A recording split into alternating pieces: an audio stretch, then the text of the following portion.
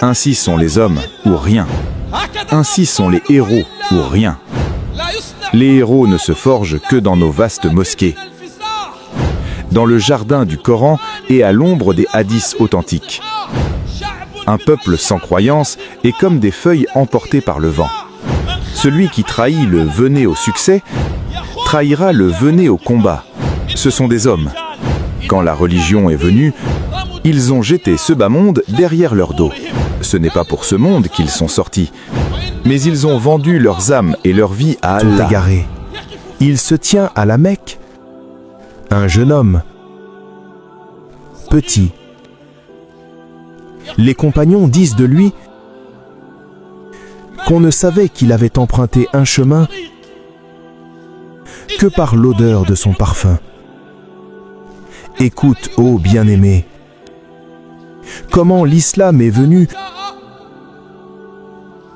pour arracher les gens des ténèbres vers la lumière. Comment l'islam est venu pour transformer celui qui gardait les moutons et les bêtes, pour guider une nation entière vers la lumière. Il se tient là, ce jeune homme, à la Mecque, portant son manteau et avec une odeur de parfum que les jeunes de la Mecque reconnaissaient alors. C'est Moussab, le bon. Moussab ibn Umair. Moussab qui était en ce temps-là, il est le bien-aimé des assemblées de Quraysh. Quraysh ne s'est jamais assise dans un club sans que Moussab ne vienne. Pour l'élégance de son apparence et l'odeur de son parfum et l'argent qu'avait Moussab ibn Umair. Mais l'argent périt, et l'or périt, et l'argent métal périt. Mais par Allah, les âmes périssent pour cette religion.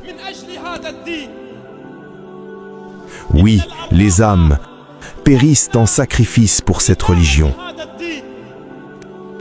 Cette religion que nous rachetons par nos âmes, par nos corps, par nos pères, par nos mères, par nos biens, par nos vies. Certes, Allah a acheté aux croyants leurs personnes et leurs biens en échange du paradis. C'est un marché. Le vendeur, c'est toi et moi.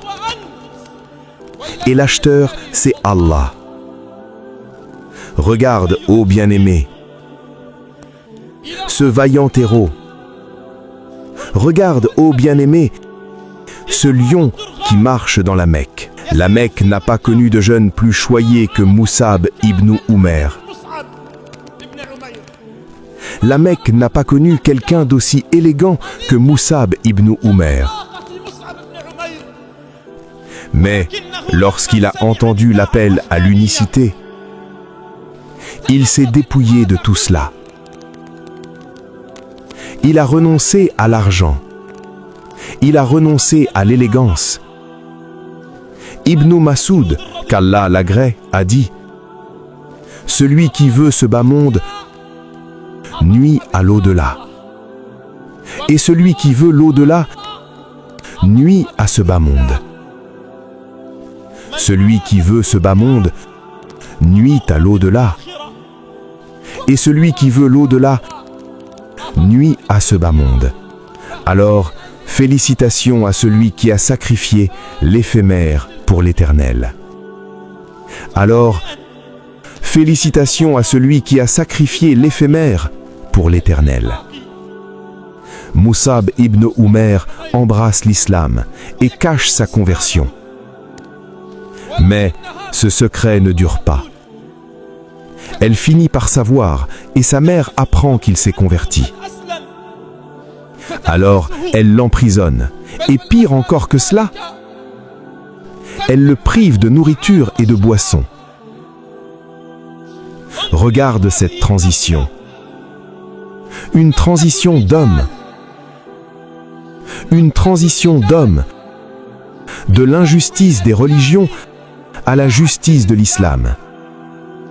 La transition des hommes. De l'étroitesse de ce monde à l'immensité de ce monde et de l'au-delà. La transition des hommes. De l'adoration des serviteurs à l'adoration du Seigneur des serviteurs. Moussab est emprisonné. Et qui l'emprisonne? Appel aux prédicateurs de l'islam, à ceux qui ont été chassés de leur foyer, à ceux qui ont émigré sous la contrainte de leur pays, à ceux qui ont plongé dans les difficultés de la prédication, à ceux qui ont vu des épines sur le chemin de leur religion, à ceux qui ont traversé les fils barbelés, à ceux dont le sang a coulé sur le chemin, à ceux qui ont affronté le tumulte des batailles et dont le sang coule chaque jour. Venez et écoutez comment les hommes se sacrifient. Venez et écoutez comment les grands se sacrifient. Moussab ibn Umair est emprisonné. Et qui l'emprisonne? Ce n'est ni un gouverneur, ni un tyran. C'est ce qu'il avait de plus précieux dans la vie, sa mère. Et sa mère le prive même de nourriture et de boisson. Aucune nourriture n'arrive à Moussab ibn Umair, ni aucune boisson n'arrive à Moussab ibn Umair. Jusqu'à ce qu'il reste emprisonné un certain temps, ne trouvant ni nourriture ni boisson, jusqu'à ce que Ali entre. Ibn Abi Talib, qu'Allah l'agrée, est entré un jour chez Moussab après sa conversion. Et il a trouvé Moussab tremblant et frissonnant de froid. Il ne trouve pas, Moussab ibn Umair ne trouve pas de couverture pour se couvrir, alors il frissonne. Les larmes d'Ali ont coulé. Il a dit « Ah Moussab !» Il a dit « Ah Moussab, où étais-tu et où es-tu arrivé ?» Ah, ce jeune homme qu'on reconnaissait à l'odeur de son parfum, celui-ci qui était comblé et honoré, celui-ci qui était le plus gâté des jeunes de la Mecque, tremble de froid et frissonne, ne trouvant pas de couverture. Ainsi sont les hommes ou rien. Ainsi sont les héros ou rien. Les héros ne se forgent que dans nos vastes mosquées, dans le jardin du Coran et à l'ombre des hadiths authentiques. Un peuple sans croyance est comme des feuilles emportées par le vent. Celui qui trahit le « venez au succès » trahira le « venez au combat ». Celui qui trahit le « venez au succès » trahira le « venez au combat ». Ce sont des hommes. Quand la religion est venue, quand la croyance est venue, ils ont jeté ce bas monde derrière leur dos.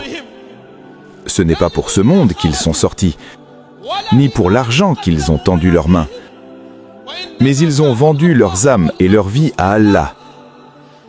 Ils n'ont pas vécu dans ce monde pour ce monde. L'un d'eux disait « Par Allah, je n'ai aimé rester dans ce monde que pour la soif des chaleurs intenses et la prière de nuit. Je n'ai aimé rester longtemps dans ce monde que pour jeûner dans la chaleur et pour la prière de nuit. S'il voulait vivre dans ce monde, c'était pour y vivre pour l'au-delà. Le monde était dans la main de l'un d'eux et non dans son cœur. Ils ne possédaient pas le monde dans leur cœur. Le monde est venu à eux et s'est ouvert à eux en grand. Mais ils ne l'ont pas regardé. Ils ont plutôt tourné leurs yeux et leur tête vers le ciel. Ils ont dit « Demain nous nous rencontrerons. Demain nous nous rencontrerons dans des jardins et rivières, dans un séjour de vérité auprès d'un souverain omnipotent. » Ils patientaient en se disant que ce ne sont que des jours qui passent et que le rendez-vous est le paradis. Ils se consolaient en se disant que ce ne sont que des jours. et que la rencontre est au paradis. Leur bien-aimé leur a enseigné cela. Ô Mohammed, l'appel de Djibril au prophète, que la paix et le salut soient sur lui, veux-tu que je fasse pour toi de la vallée de la Mecque, du désert de la Mecque, de l'or et de l'argent? Cette offre est venue au prophète, que la paix et le salut soient sur lui, et l'offre n'est pas venue de la terre, mais cette offre est venue du ciel. Nous ferons pour toi du désert de la Mecque de l'or et de l'argent. Il a dit non. Il a dit non. La parole des grands. Je préfère avoir faim un jour et être rassasié un jour. Si j'ai faim, je patiente, et si je suis rassasié, je remercie. Et même des mois passent sans qu'un feu ne soit allumé dans la maison du prophète. Penses-tu que le passage des hommes vers le paradis est facile? Non, par Allah. Penses-tu que le passage des héros vers le Firdaus suprême est facile? Non, par Allah. Ceux-là n'ont traversé qu'en marchant sur des crânes. Ceux-là n'ont traversé qu'en étant des moines la nuit et des lions le jour. Ceux-là n'ont traversé qu'en étant des moines la nuit et des lions le jour. Si tu les observais la nuit, tu trouvais les larmes. Si tu les cherchais la nuit, tu trouvais les retraites, l'humilité, les prières surérogatoires et les supplications. Pleurant par crainte d'Allah, ni commerce ni transaction ne les distrayait de l'évocation d'Allah, de l'accomplissement de la prière et de l'acquittement de la zakat. Ils redoutaient un jour où les cœurs et les regards seront bouleversés. Et si tu les observais le jour, il est parmi les croyants des hommes qui ont été sincères dans leur engagement envers Allah. Si tu les observais le jour, tu les trouvais tels des lions. S'ils plongeaient dans la mêlée des batailles, ils ne se retournaient pas. S'ils plongeaient dans le tumulte des combats, ils ne se retournaient pas. Boire le sang leur était plus cher que de boire de l'eau. Boire le sang leur était plus cher que de boire de l'eau. En djihad et en sacrifice sur le sentier d'Allah. Voici Moussab ibn Umair qui est passé de ceci à cela, qui est passé de la terre au ciel. Moussab ibn Umair, dont l'histoire serait très longue si nous voulions en parler. Mais venez voir la dernière scène de Moussab ibn Umair. Mets-la devant tes yeux. Moussab ibn Umair avant l'islam, et regarde Moussab ibn Umair le jour de son martyre. Moussab ibn Umair, pour qui le bien-aimé, que la paix et le salut soient sur lui, s'est arrêté, le jour d'Ouhoud, portant l'étendard, et cherchant quelqu'un pour porter l'étendard, et ne trouvant que ceux qui connaissent le port de l'étendard, et assument le port de l'étendard, ne craignant ni mécréance, ni associationnisme. Alors le bien-aimé, que la paix et le salut soient sur lui, a cherché Moussab.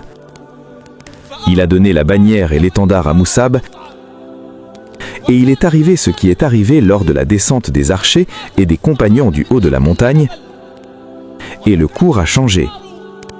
Et le cours de la bataille a changé après avoir été une victoire pour les musulmans vers ce que certains biographes ont appelé une défaite ce jour-là, pour que ce soit une leçon pour l'histoire, et pour que ce soit une leçon pour la nation de Mohammed, et non seulement pour les compagnons jusqu'au jour de la résurrection, pour que les gens ne soient pas trompés, ni par leur nombre, ni par leur djihad, ni par leur sacrifice, car la grâce et le mérite n'appartiennent qu'à Allah.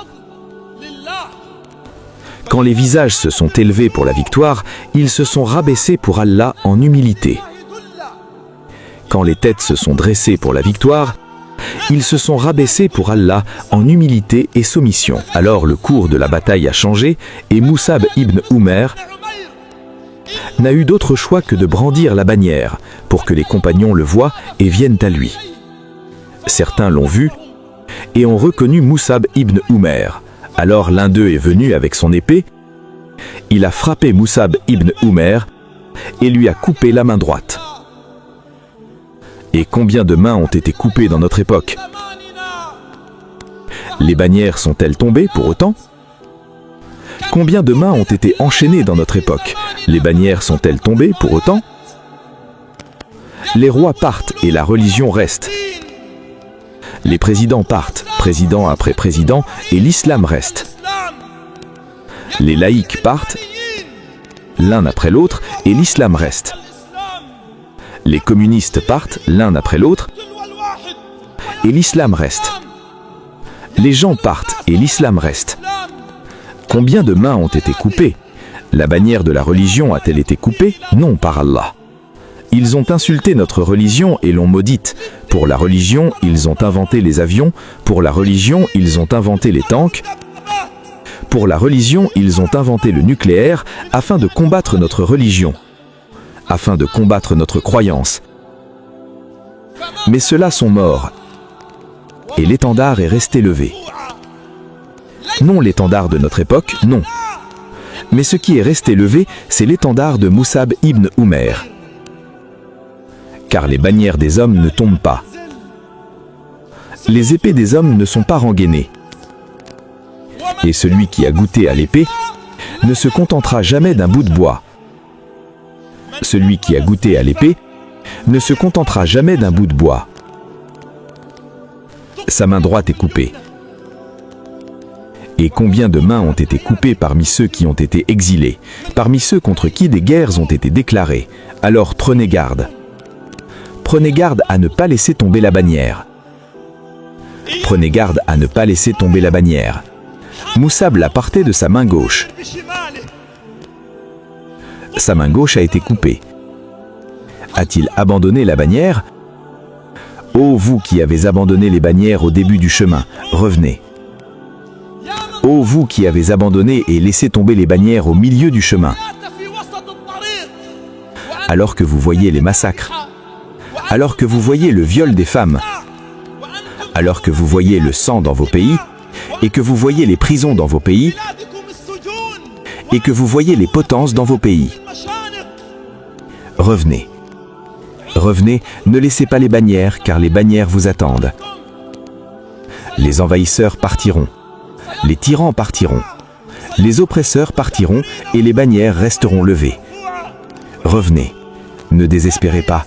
Revenez et portez les bannières. Revenez et portez les bannières flottantes, et brandissez-les comme Moussab ibn Umair l'a fait, pour ceux qui ont été brisés, pour qu'ils reviennent porter les bannières avec vous. Sa main gauche a été coupée. Alors il l'a serrée à lui. Quelle fierté est cela, et quelle dignité! Jusqu'à ce que les flèches trahissent Moussab ibn Umair et que l'âme monte à Allah. Les flèches ont trahi Moussab. Les flèches ont trahi Moussab. Et il est parti vers Allah. Et le bien-aimé, que la paix et le salut soient sur lui, vient pour s'enquérir des compagnons après la bataille de Oud. Et il vient vers Moussab ibn Umair. Moussab ibn Umair, qui était le plus choité des jeunes de la Mecque. Ils ont voulu envelopper Moussab ibn Umair, mais ils n'ont pas trouvé de linceul pour Moussab. Ils ont voulu envelopper Moussab ibn Umair, mais ils n'ont pas trouvé de linceul pour Moussab. Ils sont venus au prophète et ont dit: Ô messager d'Allah, nous ne trouvons pas de quoi couvrir Moussab ibn Umair. Nous ne trouvons pas de quoi couvrir Moussab ibn Umair.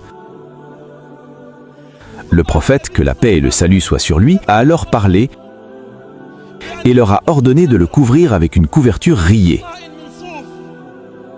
c'est-à-dire une couverture en laine. Ils sont venus pour couvrir Moussab. Chaque fois qu'il couvrait sa tête, ses pieds apparaissaient. Et chaque fois qu'il couvrait ses pieds, sa tête apparaissait. Chaque fois qu'il couvrait sa tête, ses pieds apparaissaient. Et chaque fois qu'il couvrait ses pieds, sa tête apparaissait. Voici Moussab, qui était reconnu à l'odeur de son parfum. le plus choité des jeunes de la Mecque. Il ne trouve pas de quoi le couvrir après son martyre. À chaque fois que tu fais des sacrifices pour ta religion, sois-en fier. À chaque fois que tu fais des sacrifices pour ta croyance, sois-en fier. À chaque fois que tu luttes et combats pour Allah, sois-en fier. Sois fier de ta religion, sois fier de ta croyance.